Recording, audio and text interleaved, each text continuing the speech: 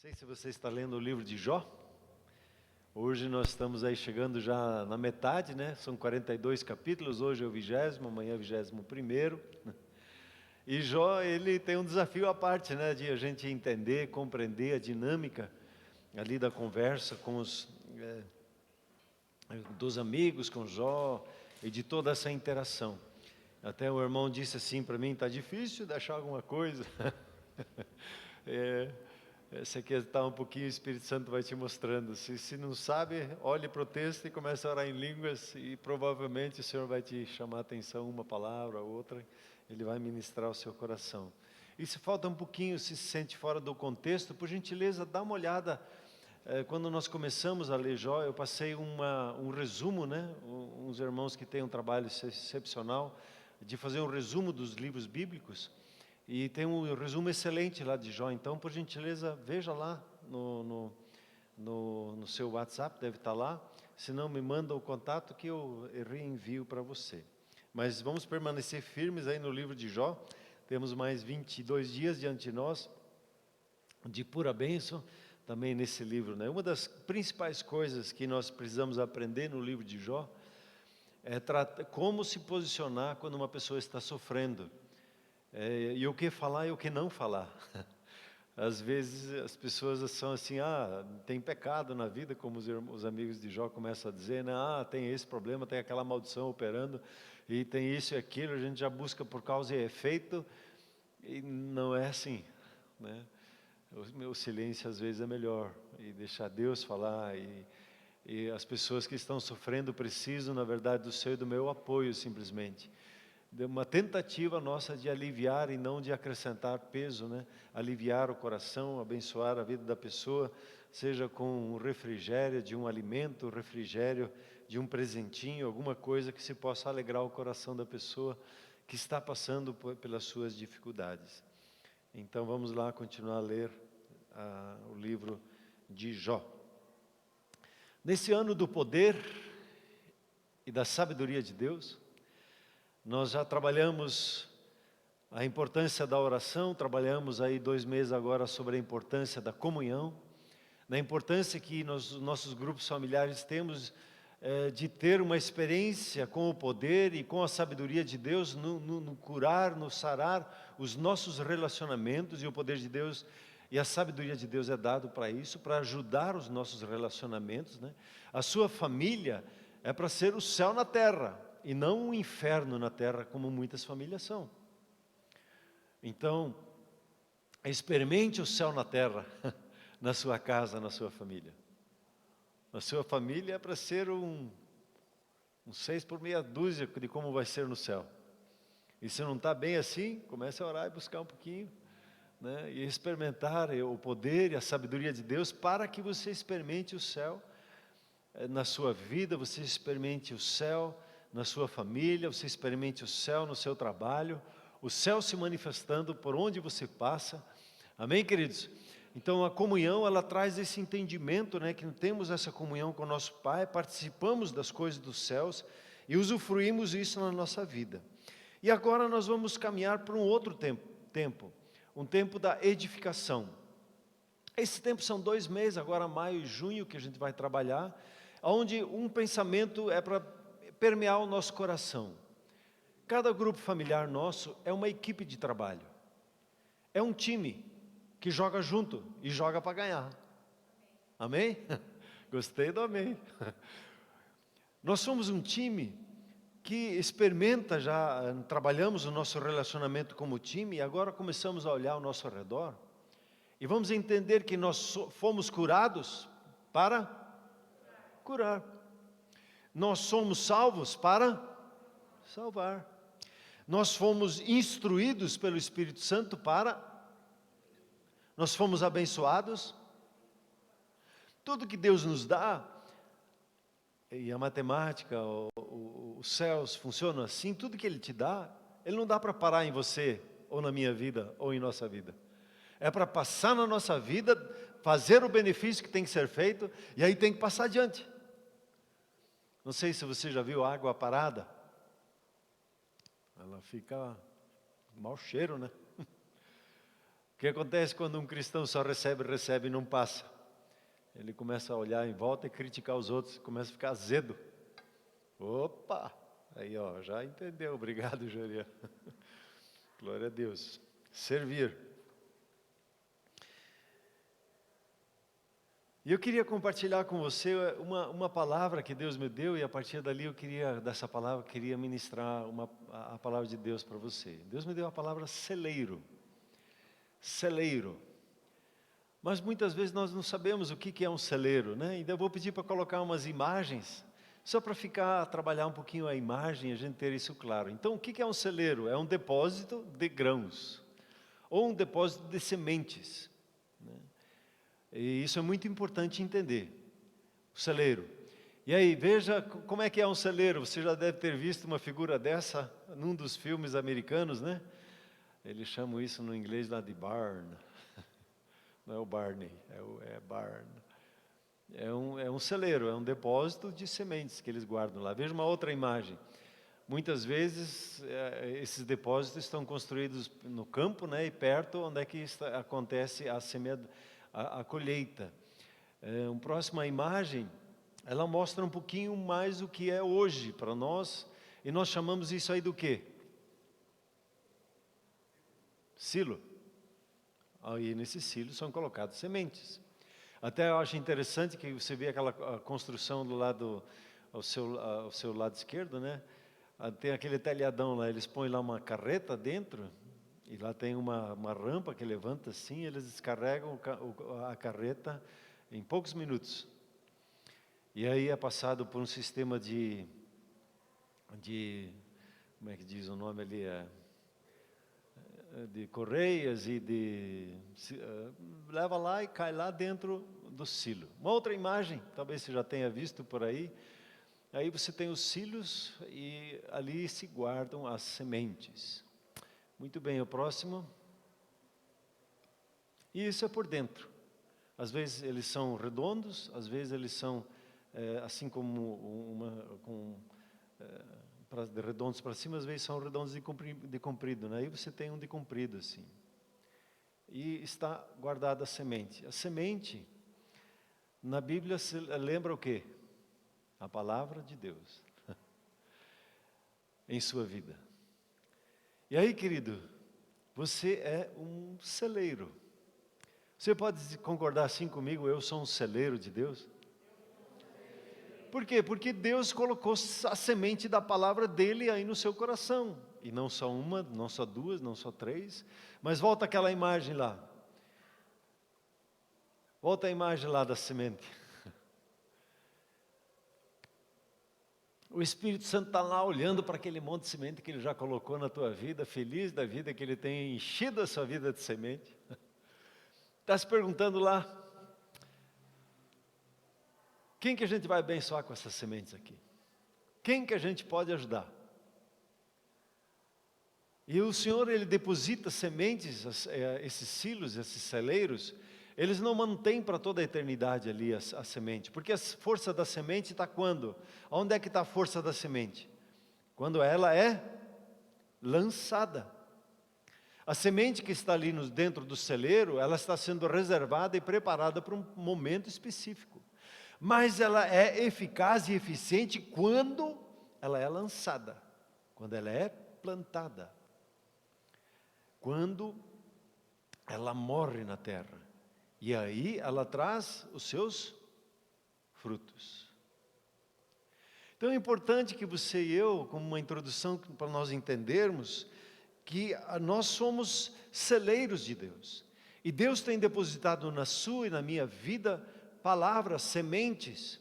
Tem palavras e sementes que estou há anos guardando no meu coração, esperando o momento certo para ela ser lançada e para ela frutificar. Tem palavras que Deus coloca na sua vida para que você não só receba o benefício daquela semente, mas que você passe adiante. Nenhuma palavra é exclusivamente sua para o usufruto só seu. Porque uma semente de Deus, semente da palavra de Deus, ela produz vários tipos de frutos, conforme a necessidade, conforme o campo que ele vai ser lançado. Então, na sua vida produz o fruto de um jeito, e na vida do seu irmão que você lança aquela semente, vai produzir outro tipo, outra maneira, outro jeito, porque é um outro solo, uma outra pessoa, uma outra história, um outro contexto que vai abençoar a vida dele. E ela vai ser eficaz quando você planta. A presença do Espírito Santo na sua vida é uma semente, faz parte do celeiro que Deus tem colocado na sua vida. A salvação dele, como nós temos sempre enfatizado aqui contigo, nós somos profundamente o quê? Amados, abundantemente abençoados, altamente favorecidos. O seu pai olha para a sua vida e ele lança sementes e vai lançando sementes, e ele vai colocando, como generoso que ele é, como extravagante que ele vai lançando as sementes dele na sua vida, para que ela produza o que precisa produzir na sua vida, e quando ele quiser sacar e dizer, como o Espírito Santo olhar ali, agora vou pegar a semente aqui e vou lançar para outros. Parou, chegou o tempo nesse lugar. Quando você olha para a palavra de Deus, e eu pesquisei um pouquinho a palavra celeiro, você encontra lá em Gênesis 41, 56, a história de José do Egito. E você sabe que houve 7 anos de prosperidade, 7 anos de escassez. E quando a fome bateu, o que aconteceu com José? Veja lá, Gênesis 41, 56. De modo que, havendo fome sobre toda a terra, abriu José todos os depósitos, os celeiros, e vendia aos egípcios, porque a fome prevaleceu na terra do Egito. E hoje em dia tem uma fome pela semente que Deus tem lançado na sua vida. Há uma fome na terra, como diz Amós 8:11, qual é que é essa fome que está na face da terra? Qual é a fome que tem ao nosso redor? Das pessoas que as pessoas precisam. Amós 8:11 diz o quê? Eis que vem dias, e esses dias são os nossos dias, diz o Senhor Deus, em que enviarei fome sobre a terra, não fome de pão, nem sede de água, mas de ouvir a palavra do Senhor. As pessoas estão interessadas no que Deus está falando com você. Daquilo que você ouve, elas querem ouvir juntos. As pessoas muitas vezes dizem, eu não consigo ouvir Deus. Mas então você compartilha o que você ouve. De ouvir a palavra que procede do coração de Deus para ela. De ouvir o rema, de ouvir o dabar, de ouvir aquilo que Deus está dizendo pessoalmente a elas. E aí você já aprendeu a profetizar. Se não, vai fazer a escola de profetas aí no 2º semestre. A receber uma palavra e a entregá-la.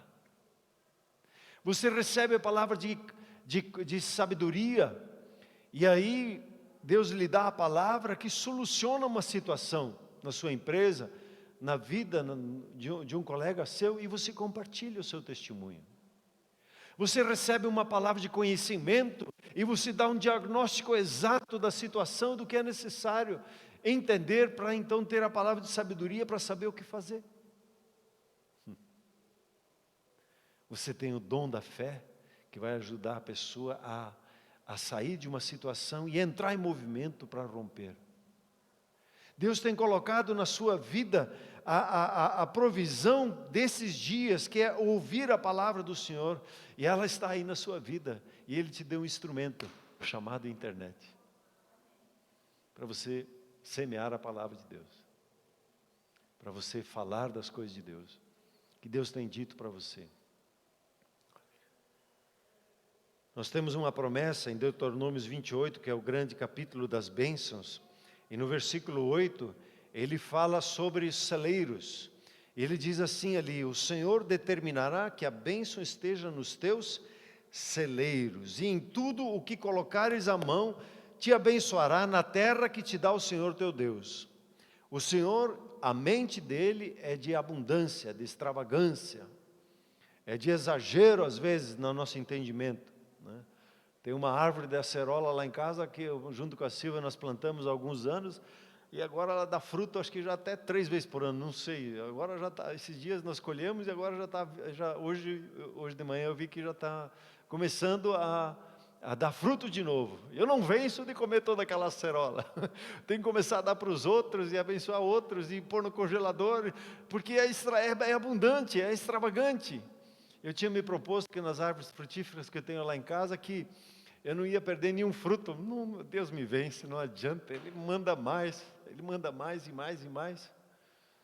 E me dá uma pena de ver uma acerola no chão ali, mas aí eu tenho que aprender a colher de forma correta, porque os celeiros que o que Deus dá em palavras para nós é em abundância.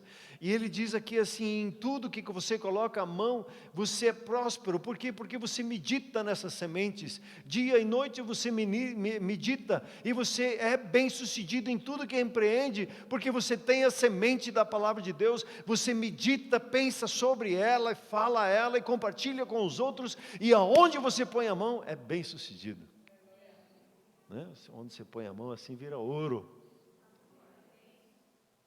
A pessoa que se coloca a mão e abençoa é curada, é tocada, é transformada em um filho, uma filha de Deus. Impressionante. Hoje você é um espírito vivificante que traz vida a pessoas, pelo seu testemunho. Quando você começa a falar das coisas de Deus na sua vida, por mais difíceis coisas que você tenha passado, mas quando você começa a falar dessas coisas, o que acontece? Como eu já tenho dito para você, se bate a chave, ou se liga a chave, né? Não se bate às vezes, desligar, não. Se liga a chave, e o poder de Deus entra em ação, mas é necessário falar, é necessário semear, é necessário abençoar e tocar a mão das pessoas. Veja, eu passei errado aqui, mas Provérbios, se não me engano, 3, 9 e 10, né? Eu coloquei 8 e 9, né? 3, 9, veja lá para mim, Provérbios 3, depois do 10. Honra o Senhor com os teus bens e com as primícias de toda a tua renda. E o versículo 10, e assim se encherão de fartura os teus celeiros e transbordarão de mosto os teus lagares. É assim que Deus quer tratar com você. Não é legal? Seu pai, ele é generoso, ele é extravagante. Ele quer que os teus celeiros, assim, você tenha mais do que suficiente. Que teus lagares, né, as tuas experiências com Deus sejam extraordinárias, extravagantes. Que você tenha experiências constantes, diárias, com Deus e a sua presença, como o Davi Rebolo escreve no livro Sobrenatural dele. Alguém perguntou para ele, é possível experimentar o sobrenatural? Ele ficou olhando assim para a pessoa e disse, claro que sim. Mas no coração ele ficou perguntando, como é que a pessoa consegue não viver no sobrenatural? Porque a nossa vida é sobrenatural. O Espírito Santo habita em nós e Ele se move em nossas vidas constantemente. Vivemos num outro patamar de intimidade com Deus, né? Eu muitas vezes digo assim, né? Vivemos o sobrenatural, né, nas coisas naturais do nosso dia a dia. E ele diz aqui nesse texto, para que a gente experimente esse transbordar, Deus espera umas atitudes nossas, que a gente honre Ele, que a gente honre Ele com os bens, que você cuide bem daquilo que Deus lhe dá, porque você não é dono do que você tem, você é um administrador, é dele tudo que você tem, a sua roupa, a sua casa, a sua cama, o seu sofá, seu carro, seu trabalho, seu sapato, é dele, e ele confiou para você, então cuide bem das coisas dele. É isso que ele está dizendo, honra ao Senhor o teu Deus com os teus bens. E ele diz, com as primícias de toda a tua renda, que você reconheça com a sua renda financeira, e separe a sua primícia, honra Ele com os seus bens, reconhecendo que Ele é a sua fonte, que Ele é o primeiro, Ele é o único na sua vida, que é determinante. Então Deus quer transbordar de uma forma extraordinária a sua vida. E aí eu fui chamado a atenção num texto de Lucas, no Evangelho de Lucas, capítulo 12, e eu quero ler com você essa parábola, Eu chamei aqui ela a parábola dos celeiros, mas nem sempre ela é colocada assim ali. A situação é que uma pessoa vem para o Senhor Jesus, dentre a multidão, por gentileza, dentre a multidão vem uma pessoa e pergunta para Jesus: ó, Senhor Jesus, mestre, diz o meu irmão, fala aí para o meu irmão, interceda lá perante ele, que ele reparta comigo a herança. Parece que ficou de fora da herança. Ele disse que ele reparta comigo. E aí como é que Jesus responde? Ele diz: homem, e eu com isso? Quem me constituiu a juiz e a repartidor entre vós? Às vezes a gente quer que Jesus faça algumas coisas, né, e responda algumas coisas, ele parece que...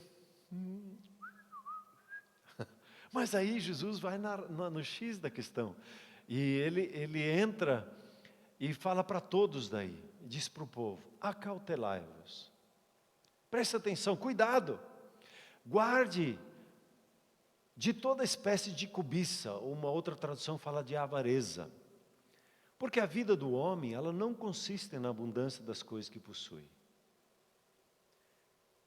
E propôs então uma parábola, dizendo: o campo de um homem rico produzira com abundância. E ele razoava consigo, quer dizer, pensava consigo mesmo, dizendo: o que eu vou fazer? Pois não tenho onde recolher esses meus frutos. Tem tanta coisa, não sei o que fazer. Vou fazer o seguinte, ele disse: eu vou derrubar todos os meus celeiros e vou edificar outros maiores ainda, e ali eu vou recolher todos os meus cereais e os meus bens. E aí eu vou dizer o seguinte para minha alma: ó, minha alma, agora sim, agora chegou o tempo da maior abastança, você tem um depósito de muitos bens para muitos anos. Agora é o seguinte: descansa, viaje, come, bebe, regala-te, divirta-se. Mas Deus diz para ele: seu burro, essa noite te pedirão a tua alma. E o que você tem preparado para quem será? E aí Jesus conclui: e assim é aquele que para si ajunta tesouros e não é rico para com Deus. O tema da mensagem é celeiros de Deus, nós somos celeiros de Deus. E o subtítulo é ricos para com Deus. Eu queria chamar a atenção para você essa expressão ricos para com Deus. Muitas vezes nós vemos pessoas ricas, né, em relação a coisas, a pessoas, mas essa expressão ricos para com Deus é interessante. E todas as traduções trazem a mesma coisa. Então, quando o Senhor Jesus ele é abordado por essa pessoa, ele vai na raiz do problema que essa pessoa tem, e a minha Bíblia aqui fala sobre, o título para essa passagem é a cobiça. E a minha tradução aqui fala de avareza, e a cobiça a mesma coisa. A avareza, ela está ligada a ser suvina, a ser mão de vaca, ou a ser, como é que é outras coisas que a gente chama a pessoa, que se pega de uma forma excessiva o dinheiro, ela não compartilha, ela puxa tudo para ela e ela não é generosa. A avareza, ela tem um problema que é uma questão do coração da pessoa. E a questão do coração da avareza tem a ver com que eu quero tudo para mim. E eu já tenho encontrado pessoas que até que têm pouco recurso financeiro, que são mais avarentas do que pessoas ricas financeiramente. Porque têm olhar só para si. Querem se sentir bem e ter bens. A avareza, ela fala de falta de generosidade, da indiferença para com o próximo, de estar preocupado somente com o meu bem-estar e com o bem-estar da minha família. E o antônimo, o contrário da palavra avareza, é generosidade. É desprendimento, é liberalidade, dadivosidade, franqueza. Tem umas outras palavras aqui que eu nunca uso, não sei se você usa: prodigalidade, munificência, magnanimidade. Não uso isso, generosidade para mim é mais fácil, aí eu já sei o que é. É o contrário, ou é ser avarento ou é ser generoso, né? E eu me lembrei nesse contexto aqui, é interessante, né, que o Espírito Santo vai lembrando, há anos atrás, há alguns anos atrás, o Charles teve um sonho. E ele sonhou com o estacionamento da igreja. E no estacionamento da igreja tinha só carro vermelho. De uma marca italiana. Era tudo vermelho Ferrari, tudo Ferrari, que estava parado lá. Que beleza, hein? Uma Ferrari, hein? Esses dias um pastor estava dizendo, um irmão lá veio com a Ferrari para o culto, atrapalhou o culto, porque todo mundo queria tirar foto com a Ferrari. Larga a Ferrari aí, vem para o culto. Mas o que o sonho representa? Que todos, de igual forma, Deus quer fazer prosperar, viva bem. Não é uma questão de bens, não é uma questão de dinheiro. É uma questão de perceber que na sua vida há um depósito tremendo da parte de Deus. A Bíblia diz assim lá em 2 Coríntios que Jesus tirou de nós a miséria, de ficar olhando para coisas, e nos deu da sua riqueza, nos fez ricos nele. Então nunca mais diga que você não é rico. Você é rico em Cristo Jesus. E se você olhar para a sua mesa, para a sua casa, para a sua vida, você vai perceber a abundância de Deus. Esses dias fui chamado a atenção para começar a abrir os olhos para a abundância que estava ao meu redor. E hoje eu peguei o meu netinho lá, o Gabriel, no colo, e ficou ali tranquilo. Que abundância, que coisa fina. O vovô ficou babando. Aí depois arrumei um carrinho para ele, fiquei andando com o carrinho, ele já começou a fazer piar mesmo. A abundância está na sua mesa, na sua história de vida, no seu grupo familiar, na sua igreja, no seu trabalho. Se você começar a prestar atenção, você vai ver a abundância de Deus em todas as coisas. Em todas as coisas ao seu redor, você vai perceber como a bênção de Deus te fez próspero. A nossa dificuldade, Jesus nos chama para um arrependimento, para uma mudança de mente, que a gente é muito focado na miséria, naquilo que não tem, e que a gente gostaria de ter. E aqui o que o outro não é, o que tinha que ser, o que tinha que ter. Se a gente só olha para essas coisas, isso é miséria, é um olhar de miséria. E você e eu, nós recebemos a abundância, a vida em abundância está aí na sua vida. Você pode dar uma glória a Deus? Você tem sido abençoado por parte do seu Pai, por exemplo, com as manifestações do Espírito Santo. Veja a riqueza do Espírito Santo de Deus habitar aí na sua vida. É muito show. Aí falar em línguas, nosso papai é tão bom com as nossas vidas. Aí você ora um pouquinho, ele começa a falar ao seu coração, você escuta ele, você percebe, você tem a revelação, sabe, anda com paz, a paz dele, que excede o nosso, que explode a nossa cabeça, mas você tem ela no seu coração, na sua mente. Está aí, é seu. Nós não fomos feitos para ansiedade, né? Nós fomos feitos para caminhar na paz, no descanso, debaixo do favor, do mover de Deus, do guiar do Espírito Santo. Alguém pode dar um aleluia? Eu não. Aleluia. Agora o homem rico, nessa parábola, deixa eu aplicar, somos nós, é você e eu. Tivemos uma colheita extraordinária. Os nossos celeiros ficaram pequenos. E o Senhor Jesus diz, arrependa-se. Construa um celeiro maior. Pense mais amplo como eu penso. Seja extravagante, seja generoso, seja abundante, seja transbordante. Pensa como eu penso. Aí você vai lá e constrói grande. E a pergunta que esse homem rico faz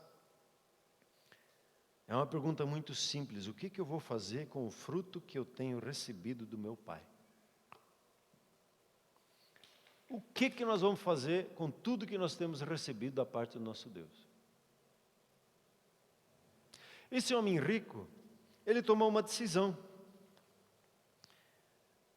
E ele chegou a uma conclusão. O que ele disse? Seguinte, vou fazer o seguinte. Eu vou ficar na minha, já estou salvo, já estou próspero financeiramente, também estou com uma boa grana, comprar uma casa na praia, eu vou viajar para a praia, eu tenho um bom dinheiro aí, eu vou viajar para o exterior, vou viajar para lá e para cá, eu estou de boa. Nessas coisas não tem nada errado, está errado é pôr o coração nisso, né? Mas o que ele só pensou? Ele pensou no bem-estar dele. Só nele. E nós estamos abençoados, libertos, cheios do amor de Deus. E o que nós vamos fazer? A que conclusão nós chegamos com tudo que nós temos recebido? Vamos ser que nem esse homem rico? E pensar só em nós, em nosso cuidado, nossa casa, nossa família, só no nosso bem-estar. Deus, como já falei aqui, isso é o burro. Porque quem se põe o coração nas coisas desse mundo, e quem pensa só em si, a alma morre. Nessa noite, ele diz aqui, vão pedir a tua alma, e o Senhor Jesus diz, quando você busca as coisas desse mundo, só a sua própria satisfação, você perde a sua alma, você morre.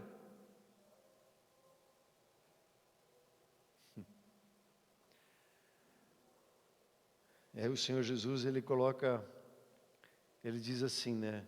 Aquele que entesoura só para si, não é rico para com Deus. E ele nos dá duas opções. Ou sermos ricos para com Deus, ou entesourar só para nós.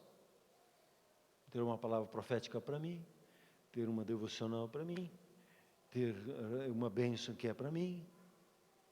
Eu quero para mim, eu quero para mim, eu quero para mim. Ou eu sou rico para com Deus. E o que é ser rico para com Deus? O que é ser rico para com Deus? E aí é só pensar como um investidor. Se você tem um investidor, ele tem aí 100 mil reais, ele vai olhar para a sua vida e como você administra a sua vida, ele disse, esse é um bom administrador. E ele vai lá e bota os 100 mil reais na mão dele. E diz aí, multiplica esse dinheiro. E aí multiplica. Esse relacionamento Deus tem conosco. Deus derrama do seu amor, Deus derrama do seu cuidado, da sua palavra, das suas sementes. Para que você multiplique isso, como? Servindo outras pessoas. Abençoando outras pessoas. Quando você chega no teu trabalho, você olha ali aquela oportunidade de trabalho, você não vê ali um trabalho, você não vê ali uma obrigação, você não vê um chefe. Você vê uma oportunidade de servir pessoas. De buscar o bem daquela empresa, de buscar o bem daquele vizinho, daquela vizinha, de buscar o bem das pessoas ao seu redor, de você, quando vai para um grupo familiar, você sendo rico para com Deus, você vai com a mentalidade, como é que eu posso abençoar os meus irmãos no grupo familiar? É o grupo familiar pensando em si, puxa, nós já temos sido tão abençoados, né? Como nós, quem que nós podemos abençoar? O que nós podemos fazer para abençoar outras pessoas? Como nós podemos ajudar pessoas? Eu me alegro que tem vários irmãos aqui na igreja, tem uma riqueza enorme, né? Olhar o projeto da Idelândia, né? As sementes das abóboras, ali vendo uma necessidade de um muro caído, vamos ajudar essa família, né? Eu ouvi a boa notícia que nos próximos dias vão lá fazer um culto naquela região, celebrar ali o amor de Deus, ajudar essa irmã que está servindo ali, se esforçando, e servir aquela região. Como é precioso ver as irmãs que fazem o tecendo o amor, né? Até estão pedindo, podem nos ajudar com o fio de lã lá, para que a gente possa tecer amor, que faz os enxovais para mães que não têm um enxoval básico quando vão sair do hospital, e recebem lá um kit, uma coberta, uma roupa lá. Puxa, que legal, hein? Que coisa, eu nem ia pensar numa coisa assim. podemos ajudar de alguma forma? O que nós podemos fazer? Como nós podemos ajudar? O quilo do amor. E assim, tem sempre oportunidades que nós podemos abençoar pessoas e pensar um com o outro como nós podemos compartilhar as sementes. A palavra de Deus colocada em nosso coração. Ser rico para com Deus é ser generoso com o seu próximo, com o seu perdão, é ser generoso com o seu próximo com uma palavra de encorajamento, de um elogio, é ser generoso com o seu tempo de parar, ouvir e conversar com uma pessoa, é ser generoso e demonstrar o amor, mostrar a graça, dar o que ela não merece. Você dá do amor, do cuidado, da bênção para com essas pessoas. Nós somos um time, nós somos uma equipe por grupo familiar e como igreja. Para quê? Para toda essa riqueza nesse celeiro, e são 27 anos, esse é um mês que nós vamos celebrar 27 anos daqui a uns 4 semanas, celebrar os nossos 27 anos, e olhando para aquela figura que eu mostrei ali, a Shalom, ela é um celeiro tremendo de vidas, um celeiro tremendo de palavras, de bênçãos, de promessas, de experiências com Deus, as boas e aquelas que nós achamos que não são tão boas. Nós temos as mais variadas experiências de vida durante 27 anos. Quantas vidas passaram por aqui? Quantas pessoas foram formadas e são pastores até em outras denominações? Quantas pessoas nós pudemos servir e ajudar com uma cesta básica, que perdemos, nem temos o registro de tantas pessoas que foram tocadas. 27 anos de um celeiro extraordinário. E esse celeiro, ele está a ponto de ser usado pelo Espírito Santo. Ele disse, chegou a hora de tudo isso, essa riqueza que está aí, vamos servir agora a essas pessoas. Eu quero te convidar no seu grupo familiar nessa semana a conversar. Nós somos um time, nós somos uma equipe, e quem que nós podemos abençoar essa semana? Quem que nós podemos alcançar com o amor de Deus? Quem que nós podemos trazer salvação? Para que família nós podemos trazer paz? Quem de alguma forma nós podemos fazer diferença? E cada um de nós pode. E em grupo é melhor ainda, né? Porque daí a gente trabalha junto, se ajuda um ao outro, né? A Silvia estava dizendo esses dias, puxa, tenho uma facilidade aí para fazer uma refeição, mas eu fico constrangida para entregar a ela. Disse, bom, então a equipe está pronta, eu sou o entregador e ela é o produtor. Também precisa, né? Tem o que vende a carne e outro que entrega, né? E assim, quando nós trabalhamos em time, em equipe, nós podemos abençoar muitas pessoas. Tem um irmão, esses dias veio para mim assim, pastor, eu tenho um dom culinário aí, eu gosto de fazer comida, até ele serviu, né, o Castilho, ele serviu aqui os homens. Ele fez, pena que eu não estava aí, mas ele fez uma lasanha com bacon, né? Já deu até uma vontade. E ele caprichou aqui para os homens. Ele me mandou 2 horas da madrugada, ele mostrou para mim a foto da geladeira, que ele tinha feito tudo para abençoar os homens. Uma alegria de abençoar. Aí ele diz assim, se me derem os ingredientes, eu faço. E aí a gente vai lá e serve uma família, abençoa uma família. Olha que ideia fantástica. Agora vamos ajudar ele de alguma forma, puxa, fica coçando a cabeça, como é que ajuda ele, quem pode organizar isso junto com ele, né? E recolher esses ingredientes para poder abençoar pessoas. Então, as ideias o Espírito Santo dá para você, para mim, e nós podemos abençoar pessoas. Vamos nos colocar em pé, por gentileza? Na ministração de hoje, desse momento, eu queria que você, num primeiro momento, agradecesse a Deus pelo celeiro que você é, por toda a riqueza que está aí na sua vida. Por gentileza, feche seus olhos e pense em todas as sementes que Deus tem colocado aí na sua vida, como Deus tem abençoado a sua vida.